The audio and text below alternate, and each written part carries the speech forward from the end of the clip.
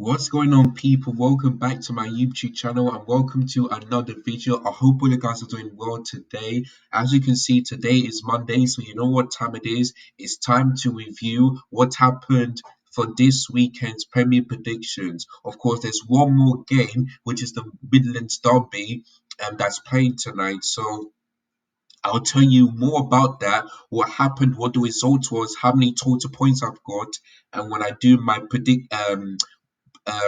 match preview for the AC Milan game tomorrow. So make sure you check that out. So before we get started, there's a lot of things to talk about, such as the Arsenal game, the Liverpool game, the Manchester City game. There's a lot of things to talk about. But before I do those, first of all, if you are new, hit the subscribe button below. Smash the like if you enjoyed this video. Make sure you hit the bell notification so that you never miss any of my YouTube content.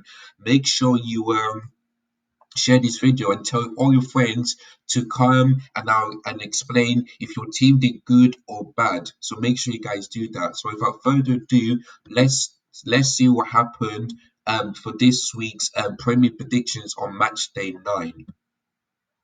So let's start off with the London derby between Arsenal and Tottenham. Now, the result was Arsenal 3, Tottenham 1. And you know what?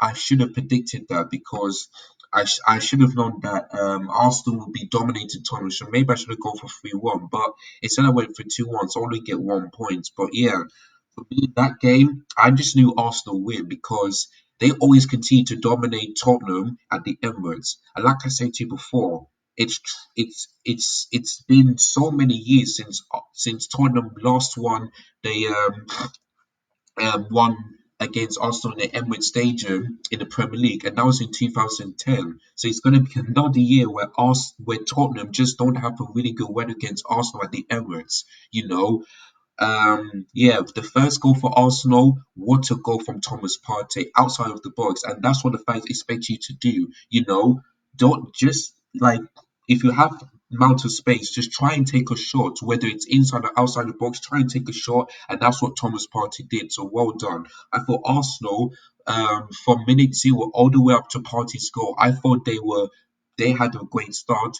but then after that, Tottenham made Arsenal look a bit scary because I thought they were the better team. Like second half in like the second part in the first half, and yeah, with Charlison got fouled by Gabriel the defender, and the referee Anthony Taylor gives the penalty, and it was the right decision. And Harry Kane, who never misses against Arsenal, and who always scores against Arsenal in the North London derby, sends Aaron Ramsey on the wrong way to make it 1-1. And that goal from Harry Kane means that not only does he surpass Thierry Henry as the all-time Premier League goal scorer, but he surpasses Thierry Henry as the all-time um, goal scorer in London derbies. When it's the North London derby, the Chelsea game, the games in London, he surpasses Thierry Henry. So yeah, Harry Kane may be the best striker in the Premier League, but he's still ain't a legend like Thierry Henry. You know why?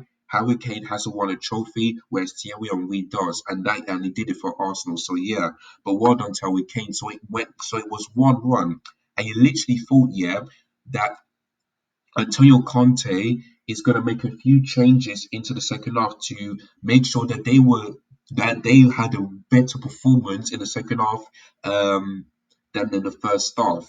So yeah, but Hugo Luis mistake cost Tottenham, and Gabriel Jesus, yeah, that's his fifth goal in the Premier League. And I told you guys that he will be another best summer sign of the season because first it's Erling Haaland, then it'll be Gabriel Jesus. And look, he's in second place in the Premier League already, which is unbelievable. So well done to Gabriel Jesus for getting his goal again at the Emirates. And it's Hugo Lloris that done a mistake, and he turned it like he did it, like Alisson did, like Kepa did, like who else?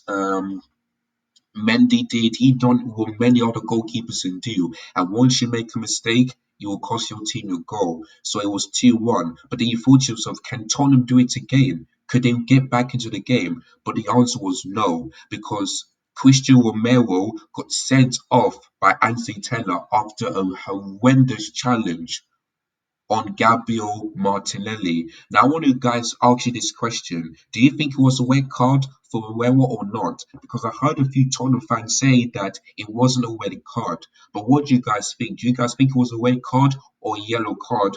Let me know in the comments down below. For me, I'm not sure. I'm not sure. I don't know what the rules is, but I'm not sure. That's all I get to say to you. But when we get sent off, his team were down to 10 men. And then when I thought that that happened, I said to myself, you know what? They're not going to win. I don't see them getting back into this game. I can see Arsenal maybe scoring one more goal and that'll be it. And guess what? That's what Granit Xhaka did. I mean, him, yeah, every like he has proven every single Arsenal fans wrong because every single time he comes off the pitch, every single Arsenal fan boos him, cusses him. But this season, I'm telling you, he's been absolutely fantastic, scoring goals, getting assists. He has been brilliant for Arsenal. So could he continue like this so that Arsenal continue to support him? We shall wait and see. But Granit Xhaka scored, and that's how the game went. It ended at 3-1. Of course, also in the second half, were the much better side. They dominated Tottenham like I said they would, and they deserved to win. Like Tottenham were toothless, they were embarrassing, and I don't think. And I think Antonio Conte needs to take the blame because instead of starting the 3-5-2, he decides to play a 3-4-3, and you can see that it didn't work because Tottenham got exposed by the defending of Arsenal and Arsenal's front three. They got absolutely exposed. So for me, Tottenham looked toothless, and once again, they simply cannot beat Arsenal at the Emirates. So it's going to be another day, another year, and also North London is weird, and it will always be weird unless Tottenham can get revenge. At the Tottenham Hotspur stage, but I doubt that because the way Arsenal are playing. So yeah, so that's how the game went. 2-1 to 3-1 to Arsenal. So I only get 1 point. If I would have gone for 3-1, I would have gone 3 points. So unfortunately, but yeah, at least I didn't get 0 points in that one. So that's basically it. All right, moving on into the next game, Bournemouth against Brentford. Now that result ended at 0-0. Now I went for Bournemouth win of 2-0, so I'll only get 0 points. And I would have thought that Bournemouth would get a win because Gary O'Neill, unbeaten so far, he's been really looking good. But yeah, in that game, Brentford were the better side. They had many chances than Bournemouth. And yeah, once again at home, just like they did against Wolves, kept another clean sheet. Now, which is and now you desperately thought that Bournemouth need to get a win to make sure they don't get relegated this season. But one win and 3 losses isn't that bad, but it still ain't that great. So yeah, for Brentford, just like they did against Arsenal when they had chances but couldn't manage to keep them in the back of the net, and that's how Bournemouth got a clean sheet. So yeah, Bournemouth had chances, but Brentford were the much better side. So yeah, unfortunately for both teams, they both got a clean sheet, but it actually ended in a draw. So both teams get a 1 point. So yeah, really disappointed for both of them. So I've got 0 points because I predicted a Bournemouth win, you know. And maybe I should have got one if Bournemouth had a penalty, but they didn't. So that's why I got 0 points in that one. So that's how that game ended 0-0. Now this one, Chelsea against Crystal Palace at Selhurst Park. Now it ended 2-1 to Chelsea, and I could have gone 3 points, because I heard many fans say that Thiago Silva got sent off. Like I said in the last video, there was a foul. So that's why I understand that was a yellow card and not a red. Because if Thiago Silva didn't get fouled, then it could have gone a red. So Thiago Silva was so lucky, to not get a red card. Because losing him will be really, really heartbreaking for me and disappointing. Because Thiago Silva for me is proven to be the best centre backs ever, especially at his age. So I'm so glad he only got yellow. But the first goal for Crystal Palace, I blame Wesley Fofana because he lost the ball. Brilliant cross from Jordan Ayew and Usain Edouard scoring in the 6th minute. And then I thought to myself, yeah, it's going to be the same old, same old. But Thiago Silva, who could have got sent off, got the assist for Aubameyang's goal. The touch, the finish was absolutely brilliant from him. And guess what? He scored the goal without his mark. So that's brilliant. So you can tell that he was ready to play and he was fit enough to start. So well done to Aubameyang. And then in the 89th minute, Conor Gallagher against his old club scored a brilliant strike to make it 2-1 to Chelsea and get the 3 points. Now, for me, the performance wasn't that great, but it doesn't have to be. Just as long as you get the 3 points and get the win, that's all that matters. So I'm happy that we've won. The performance still hasn't changed and he still needs to improve under Graham Potter, but his substitutes changed the game. When Pulisic came on, it looked different. When Conor Gallagher came on, he looked superb. And the thing is that the next game against AC Milan, do you see drop Mount and Havertz and bring some Pulisic and Conor Gallagher?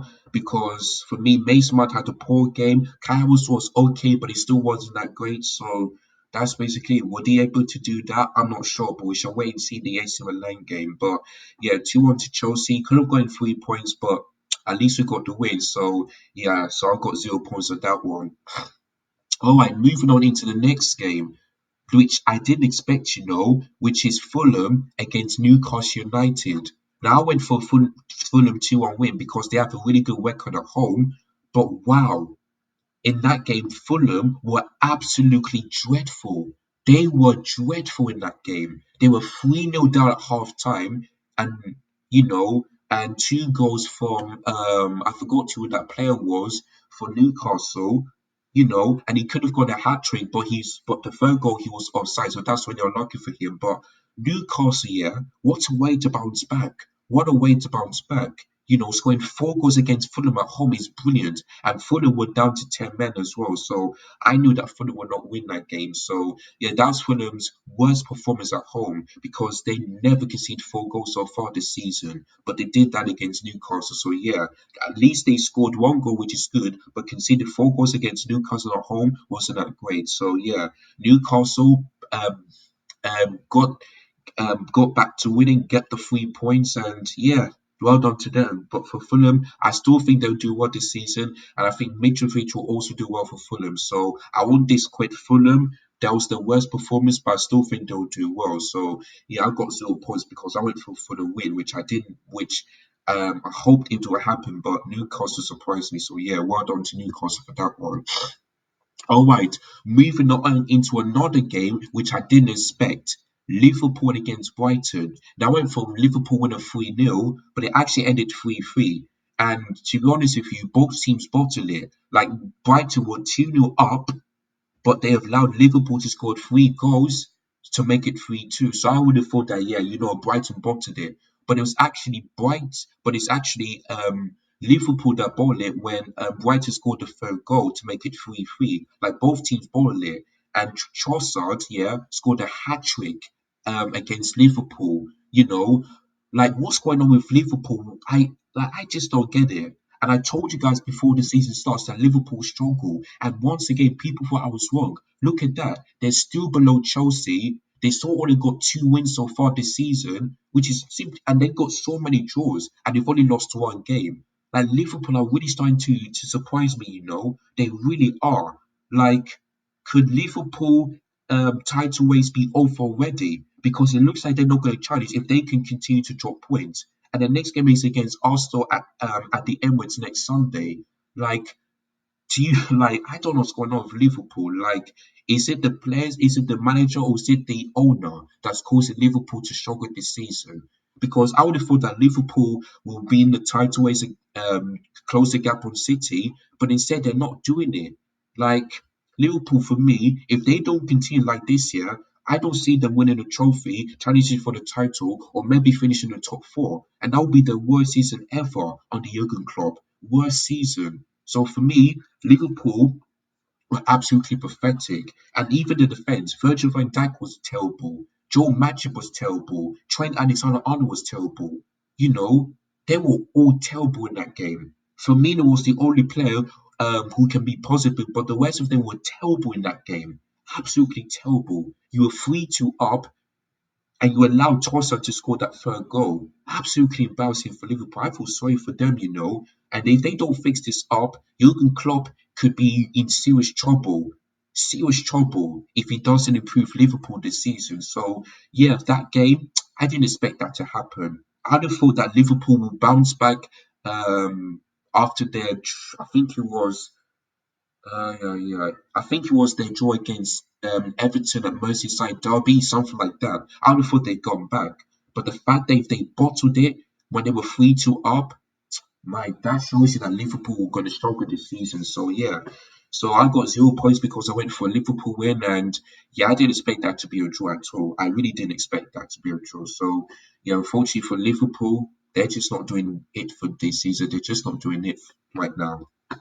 All right, moving on into the next game, Southampton against Everton. Now I went for a 1-0 Everton win, but it actually ended 2-1, so I got 1 point. But I just knew that Everton will win. I just knew, yeah, if they can keep this up, I think that Lampard will be lucky to stay in this job because you know that Everton really don't want to get relegated this season. They really don't. So for me, that win against West Ham and that win against Everton and a draw against Liverpool shows you that Everton are starting to progress just a bit, not a lot, but just a little bit. So yeah, Southampton bowled it because it was 0-0 at half time. They scored the goal, but then in the 48th minute, and then 1 minute later, Everton scored to make it 1-1. And then 3 minutes later, they could see the set piece from Connor Cody, who scored a goal. Like Southampton, man, I would, you were 1-0 up, but then you bottled it.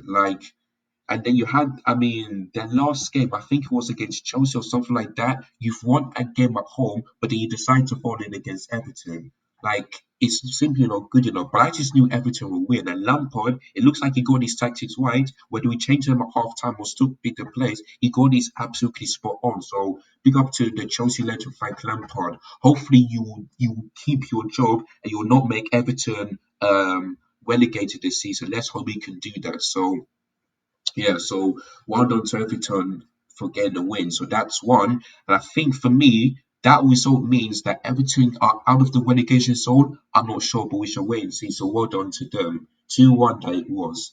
All right, moving on into the next game, which is Saturday night football. West Ham United against Wolves. Now, I obviously went for a draw because these two haven't been doing well this season, you know, but it actually ended 2-0 to West Ham. So yeah, I forgot. I think who's for Carl for Farn that the play name starts with F. I can't pronounce it, but he scored the first goal to make it 1-0, and then Jared Bowen in the second half scored to make it 2-0. And I have to tell you, Wolves in that game, yeah, had chances. They were. I don't think they were the much better team. They had so many chances here that they could have put it on the back of the net. I have to tell you, Diego Costa, welcome back to the Premier League. He had a chance here, but his shot was close and it was off target. So bad luck to him. But let's hope that Diego Costa, like he did against Chelsea, is going to do the same thing for Wolves. And guess what? The interesting thing is that Diego Costa is going to be returning to Stamford Bridge because we got Wolves this Saturday. And I know the fans will be applauding him. And because he won the league for Chelsea and he was the second goal scorer in the Premier League because first it was Harry Kane, then it was Diego Costa. So yeah, I know the fans will be happy to see him back, but with a different shirt anyway. So yeah, but yeah, Wolves, another game, another defeat. And I've also heard the news that early on, either yesterday or today, that Bruno Lage has been sacked by Wolves. Has been Wolves. So now there's three managers been sacked so far this season. Um, Oh, that Bournemouth player, that Bournemouth manager, I've forgotten. Scott Parker, yeah, that's the one. Scott Parker first, then Thomas Tuchel, now it's Bruno Lage. Like three managers already been sacked. Jeez, this season has gone from surprising team from more surprising. I mean, three managers sacked already, and he's not even and we're already in match day nine. I've already seen three managers being sacked. Jeez, this season has gone weird. But yeah, that result, that loss means that Bruno Lage has been sacked. So I wonder which manager could replace him. But yeah, for West Ham United, really good result. They bounced back after their defeat against Everton. So well done to them. 2-0, so I got 0 points on that one. Then moving on into yesterday's games, I'm going to talk about the Leeds United vs Aston Villa first before I move on to the Manchester derby. Now, of course, Leeds United against Aston Villa ended it 0-0, and I predicted a draw 1-1, so I got 1 point for that one. So, yeah, Both Aston Villa and Leeds had chances, but most of them were off target. The likes of Luis Diaz, Patrick Bamford, Ollie Watkins, and all that stuff. And yeah, the reason why Leeds United player got sent off is because he blocked the shot from the free kick from Aston Villa, and then the second yellow card, he was fuming at the referee that he got booked for that one, so that's why he got sent off. So, and I know the Leeds fans and the players and the manager didn't like that. You know, they really didn't like that. But listen, you're on a warning. If you're not careful, two yellows make a red. So yeah, cannot blame them. You cannot get angry at the referee. If you didn't block that shot, you will not get a yellow card. Simple as that. So yeah, the referee got the spot on. But yeah, it was a fiery draw. It wasn't that exciting, but yeah, I just knew it would end in a draw because both teams are not really fighting for anything this season, if you know what I mean. So that's why I went for a draw, but it actually ended at 0-0. So I got only 1 point for that one. So now let's move on into the last one because, like I said, the Leicester City versus Nottingham Forest kicks off later on today, and I'll be talking about how the game went and how many total points I've got. So as you can see on the screen, I've got 4 points, and depending what happens today, and later on today, I'll tell you how many total points I've got. So make sure you check out tomorrow before I do the match preview for the AC Milan game in the Champions League. So now let's talk about the Manchester City versus Man United or the Manchester Derby game that ended it 6-3 to Manchester City. Um, and I yesterday. Now of course I went for 2-1 Manchester City win because I thought there was going to be a tight game.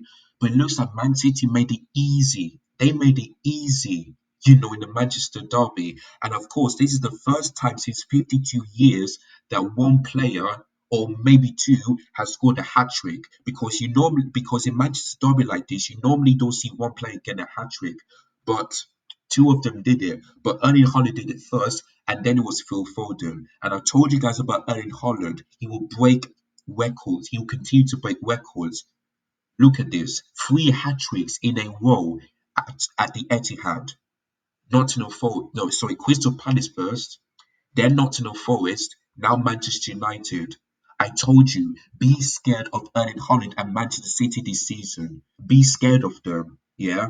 I knew that Erling Haaland would score like he always does. I know he'll break the record of Jamie Vardy because remember, Jamie Vardy scored 11 consecutive goals for Leicester City in that season, making it the Premier League record. But I think he'll break that. I think he'll score every single game. And I think he will break the most Premier League goal, which is Mo Salah in the 2017-18 season, which is 33 goals. He will definitely break that. So I think Man City made the right decision to sign Erling Haaland and Kevin De Bruyne, who is a sixth kid and the best midfielder in the Premier League. He will be saying to himself, I'm so glad I'm signed for Manchester City because at least I have enough service for me to score. If he would have came against Chelsea, it would be totally different. But since he has Manchester City, he just knows that if I can get the right amount of service, I know I will 100% score. So for me, Erling Haaland made the right decision. Welcome to Manchester City. 14 goals in 8 games already. Like, this guy is phenomenal. He's sensational. He's just absolutely brilliant. And I said this every single time. I don't think any team will stop them. I don't think. Not even Arsenal will stop them. Like, who can stop Erling Haaland this season? Who? Like, just if you guys know, let me know in the comments down below. But for me, I'm not dull. I'm not sure who can stop Erling Haaland. Even as a Chelsea fan, I don't think any other fans can stop him. I don't. Unless they put up one of the best performances ever, I don't see that happening. So, like I said, be scared of Erling Haaland and Manchester City this season, and I don't think any team can stop him because he's simply sensational and he'll continue to break records. That's basically it. So, yeah, so he got a hat trick, and Phil Foden also got a hat trick. And guess what? Both of them were joint man of the match because Phil Foden have got this, and so is Erling Haaland. So that's why they're going to share the ball and they're sharing the man of the match. So that's why for me, yeah, these two were phenomenal. And for me, I think Phil Foden is better in the right hand side of the attack rather than in the middle or in the left. I think he'll be better on the right hand side because he puts him there and already scored 3 goals and he got 2 assists. So I think Gareth Southgate, for me, if he wants to play Phil Foden, play him on the right hand side in a 4-3-3 formation. Simple as that. And you'll see the difference in Phil Foden. So both of them were sensational, but in fact, all the Man City players were phenomenal. And that's why, for me, they're the team that excites me, that play really good football, that are the team to watch every single time, whether it's the Champions League, the Premier League, whatever it is. They are the team that it really excites you and say to yourself, boy, Man City are going to win it this year. They're playing really good football, you know? So, yeah. And guess what? They scored 6 goals without their 2 key players, John Stones, and I forgot who else. 2 key players. And those were defense, yeah? But they still managed to score 6 goals. So which is really good. But the thing is that Manchester City are still conceding goals. They still haven't kept a clean sheet, which is a really, really big problem. You know, they're conceding goals left, right, and centre, whether it's from penalty set pieces. Like Man City, yeah, their defense is starting to be a little bit disappointing. But guess what? It doesn't matter how many goals you concede, as long as you perform really well and get the 3 points, that's all that matters. So Man City don't even care about conceding the goals. All they care about is winning the game, getting the 3 points, and having a better performance against the opposition. That's exactly what they did. So well done to Manchester City. But for Man United, I just knew they would lose this game. I knew it was going to be back to life, back to reality. Because even though, yeah, they got 4 wins on the bounce, facing Man City ain't that easy. And like I said, this is why the North London derby is bigger than Manchester derby. Because Man United, the last time they defeat Manchester City was in 2021. But ever since then, Man City destroyed them, both home and away. Whether it's Old Trafford or Etihad, they always destroyed them. But look at the difference between Arsenal and Tottenham.